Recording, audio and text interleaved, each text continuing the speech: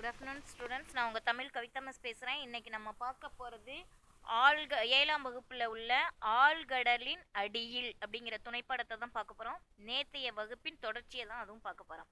நாட்டிலஸின் மேல்தளத்தில் நின்று பார்த்த பொழுது சற்று தொலைவில் ஒரு தீவு தெரிந்தது.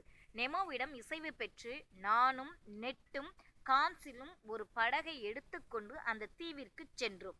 அங்கிருந்து ஏராளமான காய்கறிகளை சேகரித்து கொண்டு படகில் ஏறினோம். திடீரென்று அந்த தீவை சேர்ந்த மனிதர்களை கொன்று தின்னும் வழக்கமுடையவர்கள் எங்களை துரத்தி கொண்டு வந்தார்கள். நாங்கள் மிகுந்த அச்சத்தோடு விரைவாக படகை செலுத்தி கொண்டு கப்பலுக்கு வந்து சேர்ந்தோம். அந்த நாங்கள் 3 பேர் என்ன செஞ்சுட்டோம், அந்த மணல் மேட்டில் போய் நேற்று மாட்டிக்கிச்சு இல்லைங்களா, இனிமேல் வந்து நீரின் மட்டம் உயரும் பொழுது தான் மறுபடியும் இந்த நீர்மூழ்கி கப்பலானது மிதக்க ஆரம்பிக்கும் அப்படின்னு சொல்லி யார் சொன்னால், அந்த நெமோ சொல்லிட்டாரு. அதனால் நமக்கு தேவையான உணவுப் பொருட்களை வாங்குவதற்காக நாங்கள் ஒரு தீவை நோக்கி வரோம். அங்கே வந்து மனிதர்களை கொன்று திங்கக்கூடிய மக்கள் வந்து எங்களை பிடிக்க பார்த்தாங்க. அவங்கள்ட்ட இருந்து நாங்கள் என்ன செஞ்சுருக்கோம், தப்பிச்சு மறுபடியும் படகுக்கே வந்துட்டோம் அப்படின்னு சொல்கிறாங்க. ஏராளமான படகுகளில் அந்த மனிதர்கள் எங்கள் நாட்டிலஸை சூழ்ந்தார்கள். நாங்கள் மேல் மூடியை இறுக மூடிக்கொண்டு உள்ளே இருந்தோம். இந்த முற்றுகை 6 நாள்கள் தொடர்ந்தது. 7ஆம் நாள் முழுநிலவு நாளன்று கடல் மட்டம் உயர்ந்தது. இப்பொழுது நாம் மூடியை திறந்து காற்றை புதுப்பித்துக் கொண்டு நமது பயணத்தை தொடங்கலாம் என்றார் நெமோ. மேல் மூடியை திறந்தால் அந்த மனிதர்கள் உள்ளே வந்து விடுவார்களே என்று நான் அஞ்சினேன். நெமோ சிரித்தபடியே மேல்மூடியை திறந்தார். உள்ளே இறங்குவதற்கு ஏணியில் கால் வைத்தவர்கள் அலறிக்கொண்டு ஓட்டம் பிடித்தனர். அந்த ஏணியில் மின்சாரம் பாய்ச்சி இருந்தார் நெமோ.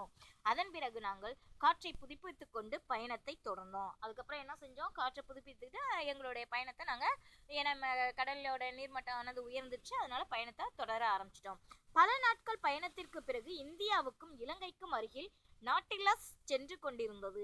இது முத்துக்குழிக்கும் தொழில் சிறப்பாக நடைபெறும் இடம் என்பது உங்களுக்கு தெரியுமா? இந்த ஆண்டுக்கான முத்துக்குழிக்கும் பருவம் இன்னும் தொடங்கவில்லை என்றாலும் நாம் காற்றுப்பைகளை கட்டி கொண்டு சென்று கொஞ்சம் முத்துச்சிப்பிகள் சேகரித்து வருவோமா என்று கேட்டார் நெமோ.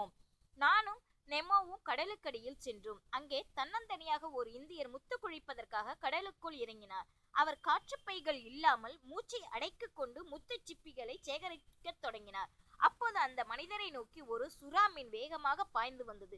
நெமோ தன் கையில் இருந்த நீளமான வாளினால் அந்த சுறா மீனை குத்தி கிழித்து அந்த மனிதரை காப்பாற்றினார். சுறா மீனை என்ன செஞ்சிட்டாரு, குத்தி கிழிச்சிடுறாரு, அந்த மனுஷரையும் காப்பாற்றிடுறாரு.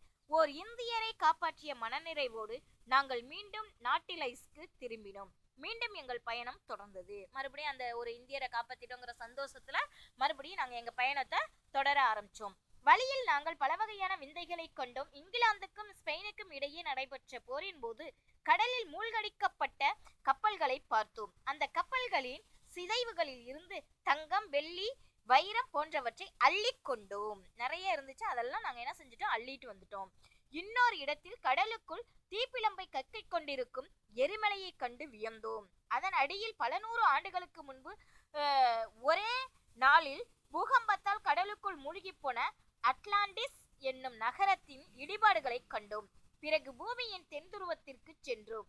அங்கே பென்குவின், கடல் சிங்கம் போன்ற அரிய பறவைகளையும் விலங்குகளையும் கண்டோம். அங்க இருக்கக்கூடிய எல்லாத்தையும் பார்த்து ரொம்ப சந்தோஷமா வந்துட்டு இருக்கோம். அங்கிருந்து திரும்பும் வழியில் மிகப்பெரிய ஆக்டோபஸ் ஒன்றுடன் போரிட்டு அதனை கொன்றோம். இப்படியே எங்கள் பயணம் தொடர்ந்தது.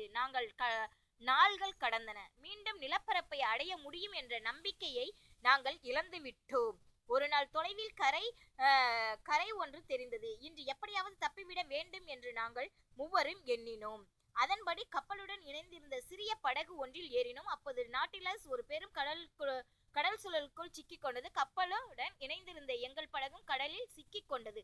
அதன் மேல் தளத்தில் நின்று கொண்டிருந்த நாங்கள் மூவரும் கடலுக்குள் தூக்கி வீசப்பட்டோம். நாங்கள் கண்விழித்த போது நார்வே நாட்டின் கடற்கரையில் மீனவர் ஒருவரின் குடிசையில் இருந்தோம். அதன் பிறகு நாட்டிலஸ்க்கு என்ன நேர்ந்தது என்பது பற்றியோ, நெமோ என்ன ஆனார் என்பது பற்றியோ யாருக்கும் எந்த செய்தியும் கிடைக்கவில்லை. அப்ப அந்த படகு கவிழ்ந்ததுல நெமோ என்ன ஆனாரு, அந்த நாட்டிலஸ் அந்த நீர்மூழ்கி கப்பல் என்ன ஆச்சு அப்படிங்கிறதெல்லாம் தெரியாம நாங்க மூவரும் என்ன செஞ்சிட்டோம், கடலுக்குள்ள தூக்கி வீசப்பட்டுட்டோம். நாங்கள் மூவரும் உயிர் தப்பிட்டோம் அப்படிங்கிற அந்த மனநிறைவு அந்த மீனவரின் குடிசைக்குள் இருக்கும் பொழுது எங்களுக்கு ஏற்பட்டது. அப்ப ஆழ்கடல்ல இப்படி ஒரு உலகம்.